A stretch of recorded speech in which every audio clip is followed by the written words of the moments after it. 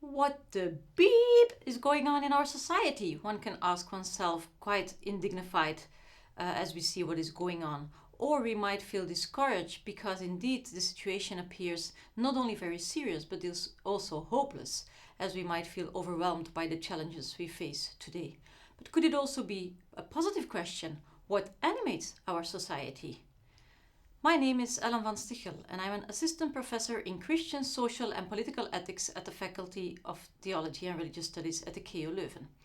As an assistant professor, we are asked to give an inaugural lecture to present ourselves to our colleagues and students by showing what our research interests are. Hence, I will sketch here some of the questions I want to raise as a theological ethicist. For those who know me, it is not a secret that since my graduate research I focus on topics as global inequality, poverty, solidarity, and justice, and so on. While my research tended to focus on the global dimensions of these questions, I have found that my research focus has unconsciously shifted to the impact and meaning of those questions for our society here in Belgium and Europe, without ever losing sight of the global dimension though. You may wonder to what extent the shift from a global to a more local focus is a result of the pandemic and the tendency to be thrown back to ourselves and our own lives, as we were forced to do for almost 2 years. But let me reassure you that this is by no means a theological lockdown, but rather a response to the changed signs of the times. The cleavages dividing our world are no longer run only between countries and continents, although the disruptive nature of our global relationships cannot be denied, but more and more it is clear that the fault lines also run through our society. Witness all the gaps culturally, politically, economically. Inequality is also on the rise here, with, for example, an annual increase in the number of people who are forced to call on the food banks since the start of the pandemic. And the war that is raging at our back door is not only causing an extra influx of refugees, but the whole price increase is making itself felt, and no longer only with the most vulnerable people, but now also slowly but surely with the so-called lower middle class. It remains to be seen how this will translate electorally at the next elections, but in the neighboring countries we're getting a glimpse of what we might expect if we look at the recent elections in France, for example. Even if certain parties do not gain a majority or are not included as government partners, these election results expose a painful polarization. The elections are not the only indicator of the possible underlying unrest and unease, though. We also see it in the protest movements of the Yellow Vests movement or the Black Lives Matter movement or people protesting against COVID measures a few months ago. The emotions that are expressed are sometimes harshly condemned and set aside as sentimentality, read irrational, which not infrequently leads to the silencing of those voices. Who doesn't remember Greta Thunberg's impassioned plea during the 2019 UN Climate Summit? But despite the advocates of a dichotomy or strict separation between private and political life, the way emotions appear in the public forum today and play into the social debate show that people do not leave themselves nor their emotions behind when they close the door and enter the public domain. Our society is steered by the visible and invisible emotions of fear, unease, resentment, indignations, whether or not about one's own situation or about society as a whole. It is a conscious choice not to name these negatively or positively. These emotions are what they are, and it's crucial not to condemn people in advance because of their feelings and the behavior that results from them. What interests me much more is what is behind this behavior. As in a child, you try to look beyond the behavior to understand fundamentally what is going on and what is it all about. What disillusionment or frustration do those emotions reflect? But also what dream of the good life for all do they have? For themselves, but also for the bigger society. We live in a deeply divided society where even after Corona we have not stopped living in our bubbles, where the extremes gain in importance at the expense of social cohesion and mutual connection, and where emotions sometimes run high. They rarely have a unifying effect, but instead expose the social fault lines or further broaden the breeding ground for them. Which brings me back to the question, what animates society? Or rather, what can animate and inspire society? Does that soul lie in the transforming power of love and the politicization of love, as American theologian Bell Hooks argues? The love that, according to her, lies at the heart of every social movement fighting for a more inclusive and just society? And if so, how can it be tapped into? This gives rise to the idea of developing a theological ethics of public emotions. This requires several steps. First, it requires to question the Cartesian anthropology and, in contrast, accept and even welcome our emotions and their bodily embeddedness. Second, it requires to move from sense and sensibility to ethics by acknowledging emotions as sources of knowledge and cognition and of ethical understanding. And thirdly, to move on to political emotions and their implications for ethics in general and theological ethics in particular. To take emotion seriously in ethics presupposes questioning the dichotomy between ratio and emotion, mind and body, and the corresponding Enlightenment ideal of a focus on the first at the expense of the second, as we have known it all so well since Descartes' philosophy. Or rather, it demands a broader concept of reason that not only grants ratio but also emotion a place as legitimate sources of knowledge. Leading the debate in this regard is the work of neuroscientist Antonio Damasio. As the title of his book, The Error of Descartes' Feeling, Mind and the Human Brain, but also I Feel So I Am indicate, he thoroughly questions this Cartesian anthropology and the world as if what we think exists purely outside our feelings and our bodies. We need consciousness, self-consciousness, and thus reflection and reason to be aware of the fact that we have emotions, let alone to interpret them. More controversially, he believes that emotions are intertwined with our reason. In other words, there is a distinction between reason and rationality, and to identify reason with mere rationality is to reduce it. To illustrate this, he refers to a man with a brain injury who appears to be perfectly capable of rational thought, logical and abstract reasoning, using his memory and speaking fluently, but at the same time he is unable to experience emotions, and he is also unable to make the simplest of decisions. His ratio did work, yet he was not entirely reasonable. Apparently, reason cannot be located so simply and unambiguously in a well-defined part of the brain, separated from emotions. But the brain works and how it works and the interplay between emotions and rationality is much more complex than was initially thought, he showed. However, in our Western view of men, or human beings, we have become so used to separate our thoughts from our feelings. And actually this applies to the rest of the body. While it is such an important source of information because of the, quote Kearney, special intelligence of our body. Even more, it is exactly in the body that emotions show themselves and can speak, as it were. Damasio makes this link by pointing to the basic level where our emotions pick up bodily sensations, and they let us read something about our condition or our needs and then prompt us to action. We feel it when we are hungry or in pain, and when we are scared, we signal an increased heart rate, for instance. These are physical reactions that can be felt immediately and which give us information about what is going on with our organism and our environment, and which then prompt us to respond to this by eating, by fleeing, etc. In this way, they help us to survive. Emotions, therefore, do not just arise in the brain, but are strongly linked to the state of the body and the relationship with reality through a stimulus initiated from outside. As our inner guide, as Damasio calls it, they are crucial for our own life preservation. The philosopher Richard Kearney goes back to the French émouvoir, and thus emotions are what touch us, move us, what can literally be felt. Plato, with an emphasis on seeing and the intellectual of insight, give a decisive turn to Western ethics, but Aristotle, however, emphasized the touch, tactility, in the broadest sense, by eyes, light, sound, nose, taste, mediated by the skin and body, as the most universal and intelligent sense. Hence, Kearney's appeal, is it not time to return to our sentence, to get back in touch with ourselves and with others, re-inhabiting our skins, reclaiming our bodies and emotions, to come to our senses, if we only dare to know what we already know, unquote. So listening back to our bodies, carnal sensitivity, and to the wisdom of the emotions that resound through them, carnal intelligence. So we can speak of an incarnated emotional rationality. They give us something to know and literally let us feel it through the body. The question now is whether, in addition to this epistemological biological component, emotions also have an epistemological ethical component. In other words, do emotions also provide insights into morality?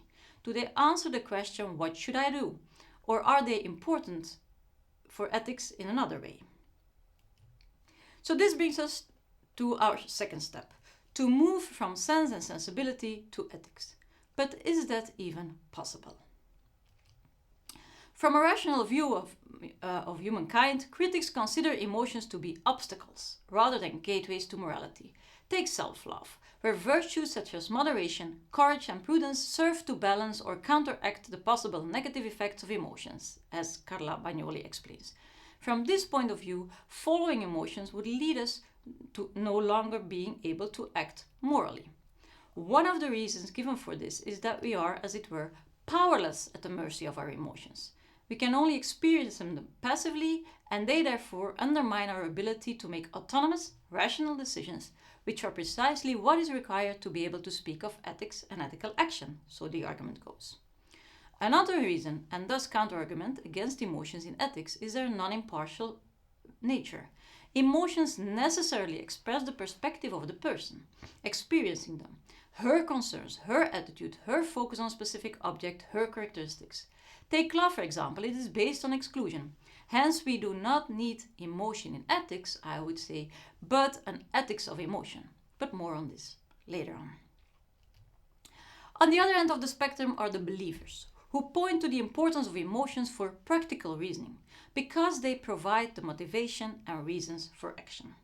Etymologically, emotions refer to the Latin e movere, moving out of something or moving towards something, or freely translating, getting into motion. This is certainly an important role of emotions for acting, and perhaps a necessary condition. Once you know how to act or think you know what you must do, emotions can help you to put it into practice, so they are motivational. Others even go a step further and acknowledge the cognitive dimension of emotions within this vision. Emotions are distinguished from mere feelings or sensations that happen to us and to which we are indeed powerless. For example, I can't help feeling a cold shiver run down my spine when I hear the news, I undergo it.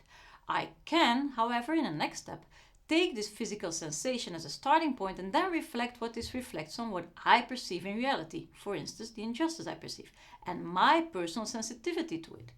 In other words, this sensation reveals something of moral sensitivity, of what we as individuals experience as good or evil, as just or unjust.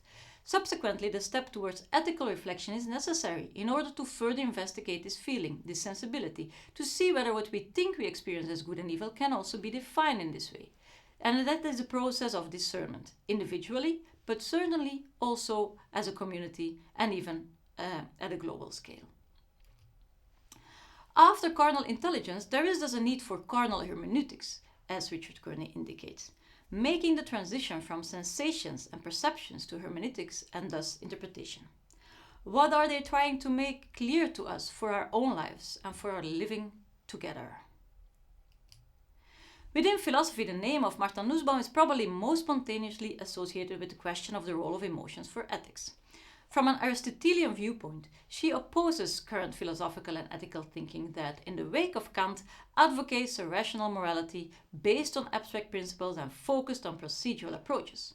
According to Nussbaum, emotions comprise a form of knowledge that cannot be reduced to mere sentimental irrationality or irrational sentimentality.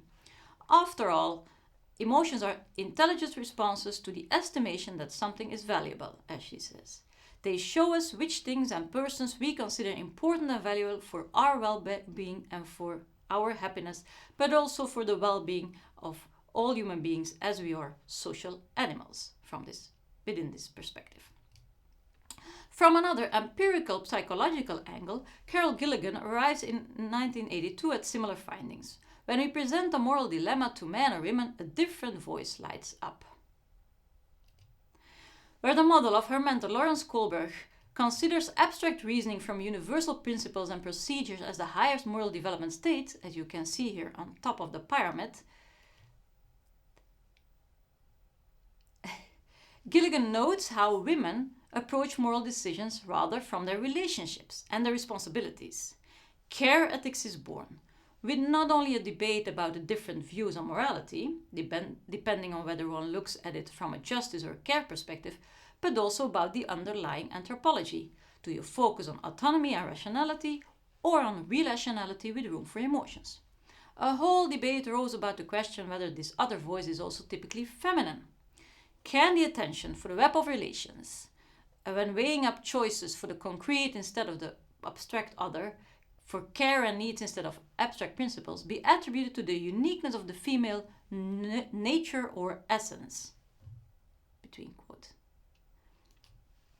3 decades later, Gilligan herself expresses her views on this in Joining the Resistance. Rather than a conflict between the sexes, it's a clash between different views of reason.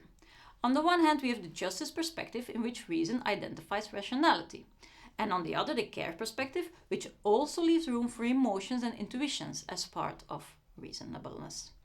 Her longitudinal research with boys and girls showed that initially, in this case during childhood, it's not an either-or story.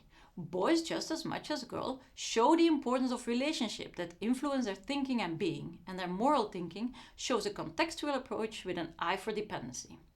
In turn, girls have strong opinions. They even dare to go against established authorities if they consider them to be untrue or unfair, and they also sometimes make a pertinent connection between their thoughts and feelings. In other words, girls show a broad vision of knowledge in which there is also room for emotions intuitively. The striking example of this is a statement made by Jude at the age of 7, "I just feel it in my mind." However, things are changing 10 years later. While boys say that they attach less importance to their relationship and friends, girls are turning to rational reflection in their moral thinking at the expense of the more intuitive feeling which characterized their childhood. For girls, it is striking how, as they grow up, they fall back much more often to the standard phrase, "I don't know." Out of fear of disapproval or rejection, according to Gilligan, adolescent girls no longer dare to express themselves. In other words, they fear that expressing their opinion will be at the expense of their relationships. They make a distinction between their inner and outer perspective, what they intuitively feel, know, and what they express. In summary, Gilligan states, boys don't care and girls don't know. In both cases, a dissociation occurs. Both ignore their emotions and relational embedding, while girls dissociate from what they think in depth, and they are in danger of losing the connection with themselves. Both incorporate, in other words, the Cartesian division between ratio and emotion, the self and relationships, and conform to the mainstream idea that reasonableness equals rationality. In Joining the Resistance, Gilligan aims to resist precisely this dissociation. The different or other voice is not different because it comes from women, but because it questions this dichotomy by exposing the relational character of every human experience and introduces a broader concept of rationality and reasonableness. According to Gilligan, her research shows precisely that this dissociation is not a natural fact, as if moral development with a focus on autonomy, abstraction, and principles reflect a natural development. Rather, it is a socially constructed development, imposed by a certain culture. It is in a patriarchal culture, her words, in which autonomy and rationality are regarded as the hallmarks of maturity and humanity, that care ethics becomes a feminine, female ethics. In a true democratic culture, care ethics simply stands for human ethics. More than that, according to Gilligan, the necessary conditions for the construction of a democracy are contained in these care ethics, because the conditions for love on the one hand and citizenship on the other hand are namely the same, namely the desire to live in relationship and the capacity to have a voice. That is, to say and to speak up, to be able to exercise political resistance or opposition by insisting on what one knows intuitively and speaking out about it. This brings us to the importance of emotions for our ethical sense, and it immediately becomes clear that this is not only important for our individual private lives, but also for our society, which brings us to the third step. The attention for so-called political or public emotions is certainly not new within human sciences. Since the beginning of the 21st century, we have seen an increased interest in public emotions, more specifically in the social and political sciences, even so that Hoggett and Thompson speak of an affective turn. If you do not want to reduce emotions such as anger, fear, and aversion, though, to something private and sentimental, or sentimental reflections of personal experiences, but to think what they can say to us structurally about what is going on in our society and how social transformation and which social transformation is needed, then we must dare to question these emotions critically. So we have to go a step further than a rather descriptive analysis, but we need a normative analysis of those political emotions. And this is currently still a field to be covered. Only a few people have done so in theology and in philosophy. Again, it would be natural to return to Martha Nussbaum, who described public emotions in general with her book Political Emotions 2015 and with her The Monarchy of Fear in 2019, where she focuses on fear. Yet here I would prefer to discuss a lesser known but equally interesting philosopher. The now deceased Italian philosopher Elena Pulcini departs in her analysis from two divergent tendencies that characterize today's globalizing world. On the one hand, there is an excessive narcissistic individualism, driven and nourished by, among other things, the world economy. Our economic system tells us that we can develop our individual selves through the freedom and choice of goods and services available. Paradoxically, that same economy causes homogenization and uniformity. The same chains and shops pop up in New York, Hasselt, and Shanghai, and everyone wants to have the same smartphone. On the other hand, she describes a growing communitarianism, in which communities fall back on themselves, further characterized by immunitarianism. The falling back on the own closed shared identity leads to a polarizing we-they thinking that closes itself off and becomes immune to otherness and the stranger. What is strange? These tendencies transcend geographical fault lines, for just as individualistic consumer culture is increasingly taking hold of countries in the south, we here in the north are seeing the new communitarianism emerge in our societies. According to Pulcini, these are the two pathologies of our global age, which in this case we should understand literally. They touch, quote, the sphere of feeling and thus of emotional life, unquote, and demonstrate a misuse of pathos. Individualism shows a lack of pathos, which manifests itself in indifference and apathy, whereas the new communitarianism in turn shows an excess of pathos, because it lives by the grace of feelings such as fear and anger, but by extension also of love limited to a certain group, namely love for one's own people, one's own culture. Yet both also contain legitimate and emancipatory aspects that are necessary to heal these tendencies. In order to identify this aspect, one must not shy away, though, from a normative analysis, Pulcini argues. We must dare to think and name when emotions or a lack thereof is irrational and unreasonable and when they are not. Since emotions are not merely specifically experienced, but also are active and literally set up people in motion, she points out that fear, for example, can have a reactivating, productive and virtuous metamorphosis. In short, a normative approach that merely focuses on the question, what should we do, misses the steering, effective dimension of our humanity, in order to actually want to and be able to realize the answer to this question. So in this way, Pulcini takes thinking about the role and importance of political emotions a crucial step further by showing that a normative analysis is needed of them, and not only badly needed, but also possible and within reach. Undeniably, this brief exploration does not do justice to the complexity and nuance of the authors and schools of thought discussed, nor is that the intention. I just wanted to show that there's a lot going on, that there's enough material within theology to develop a theology of public emotions from an interdisciplinary perspective. To illustrate this point, I'm currently developing an interdisciplinary research project on populism, religion, and emotion. With Donald Lose, I think that dismissing populist tendencies and voices as pathological would be a misunderstanding of the useful corrective they can be. They are not only nourished by resentment, but also by legitimate indignation, which demands to be taken seriously. For example, how can people continue to believe in a democracy that promises equality and freedom, while inequality increases and the welfare state is being eroded? Moreover, a disdainful denial of this revolt of resentment of a gang of deplorables risk doing exactly what populism is accused of doing, namely excluding parts of the population from what is called the true people. But what is needed then? As far as politics is concerned, Deleuze argues that this presupposes the creation of openness and willingness and attentiveness to discuss an openness on part of the establishment. It requires a sensitivity for the needs of the invisible ones, as he quotes, and thus a new way of seeing. With regard to research, I think this means looking for ways to let the voices and motives of these invisible people be heard, and to take them seriously as well as to question them, or rather, to take them seriously by questioning them and to be questioned by them. Research into populism is clearly on the rise, and within the social sciences there is an increased attention to the role of emotions such as fear and anger and resentment, but also patriotism or the feeling of hope. It is precisely in order to bring people who are attracted to populism out of their invisibility that interdisciplinary research is necessary, which combines literature review while also doing empirical research in order to really get what moves people. What is their joy and hope, their fear and sorrow, to use the expression of Animates. Rather than pinning emotions down as positive or negative, the question of their societal consequences may be more important. Do they foster inclusion or polarization and exclusion?